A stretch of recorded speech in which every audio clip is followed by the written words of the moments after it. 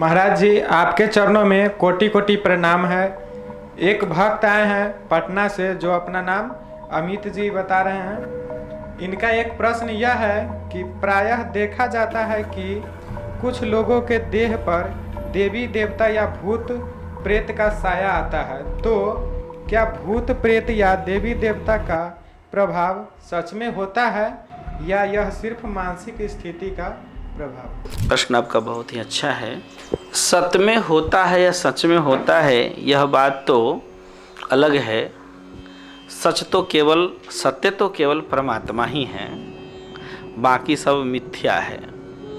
ठीक है। फिर भी जहाँ तक बात रही कि देह पर भूत प्रेत का साया आना, ये वास्तविक में प्रायः देखा जाता है, पर मेरे अनुभव में यह सत्य नहीं है। यह ज़्यादातर अगर देखा जाए वास्तविकता है कि यह एक बीमारी का लक्षण है, यह एक मानसिक रोग है, मानसिक बीमारी है।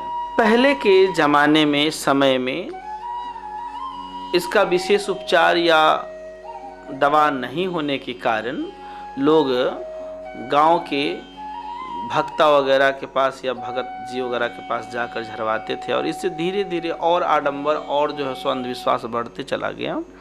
आज के दौर में बहुत लोग समझदार हो गए हैं,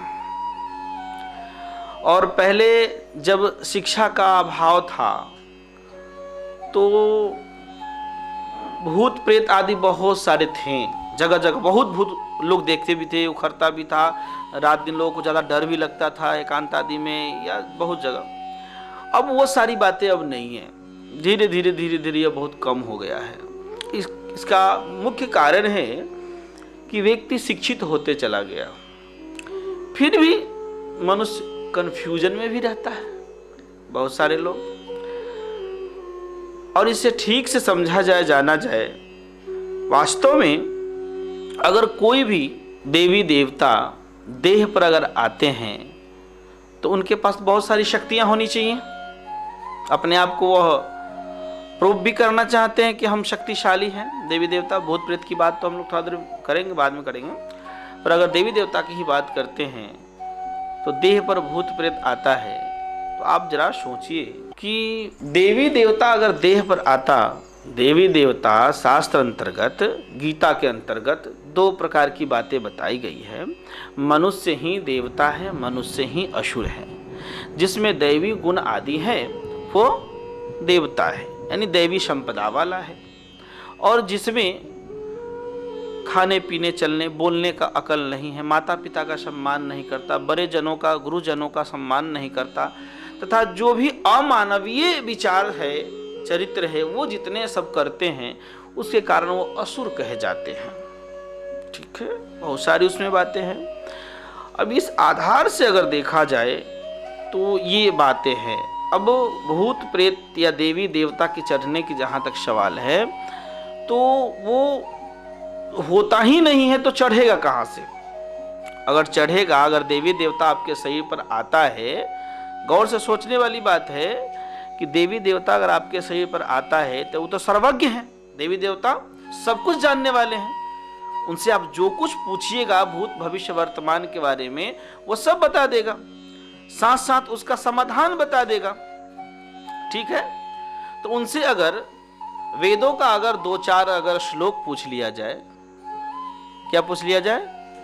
हाँ, वेदों का अगर 2-4 श्लोक पूछ लिया जाए, रामायण की चौपाई पूछ ली जाए, या जो भी कुछ अगर उससे पूछ लिया जाए विद्वता की बातें, तो हमें तो लगता है कि वो क्या बोल पाएंगे? नहीं बोल पाएंगे। तो कैसे सर्वज्ञ है, कैसे वो देवता है? देवता तो दया के सागर होते हैं। ठीक है, तो फिर वो किसी पशु को बलि कैसे ले सकता है? ये उस व्यक्ति का या उस भगत का या जिस पर ये साया आया है, उसकी मानसिक स्थिति है। क्या है? यानी कि एक तरह की बीमारी है। और आज 21वीं सदी में इतना संसार डेवलप हो गया है समय कि उसे इलाज कराना चाहिए, और कराते भी हैं।